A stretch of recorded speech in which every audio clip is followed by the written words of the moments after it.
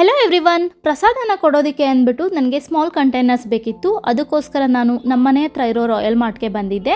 ಅಲ್ಲಿ ಕಂಟೈನರ್ಸ್ನ ತೊಗೊಂಡು ಅಮ್ಮಂದು ಇಯರಿಂಗ್ಸ್ನ ಎಕ್ಸ್ಚೇಂಜ್ ಮಾಡೋದಿತ್ತು. ಸೊ ಎಕ್ಸ್ಚೇಂಜ್ ಮಾಡಿ ಈ ಓಲೆನ ನಾವು ಪರ್ಚೇಸ್ ಮಾಡಿದ್ವಿ. ಹಾಗೆ ಇವತ್ತು ಕಡೆ ಕಾರ್ತಿಕ ಸೋಮವಾರ ಆಗಿರೋದ್ರಿಂದ ಮನೆಯಲ್ಲಿ ದೀಪ ಹಚ್ಚಿ ಪೂಜೆ ಕೂಡ ಮಾಡೋದಿತ್ತು. ಸೊ ಈವ್ನಿಂಗ್ ಫ್ರೆಶ್ ಅಪ್ ಆಗಿ ಮನೆಯೆಲ್ಲ ಕ್ಲೀನ್ ಮಾಡಿ ದೀಪನ ಹಚ್ಚಿ ಪೂಜೆನ ಮಾಡ್ತಾ ಇದ್ದೀನಿ. ನಾನು ಪ್ರತಿದಿನ ಸಾಯಂಕಾಲ ಹೊಸ್ಲನ್ನ ತೊಳೆದು ಪೂಜೆ ಮಾಡಿ ದೀಪನ ಇಡ್ತಾ ಇದ್ದೆ. ಇನ್ಮೇಲೆ ಅದನ್ನು ತುಂಬಾ ಮಿಸ್ ಮಾಡ್ಕೊಳ್ತೀನಿ ಅಂತ ಹೇಳ್ಬೋದು.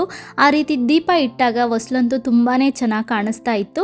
ಹಾಗೆ ಪ್ರತಿ ವರ್ಷ ಈ ದಿನವೇ ನಾವು ಕಡಲೆಕಾಯಿ ಪರಿಷೆಗೆ ಹೋಗ್ತಾ ಇದ್ವಿ. ಬಟ್ ಈ ಸಲ ತುಂಬಾ ಲೇಟ್ ಆಗೋಯ್ತು.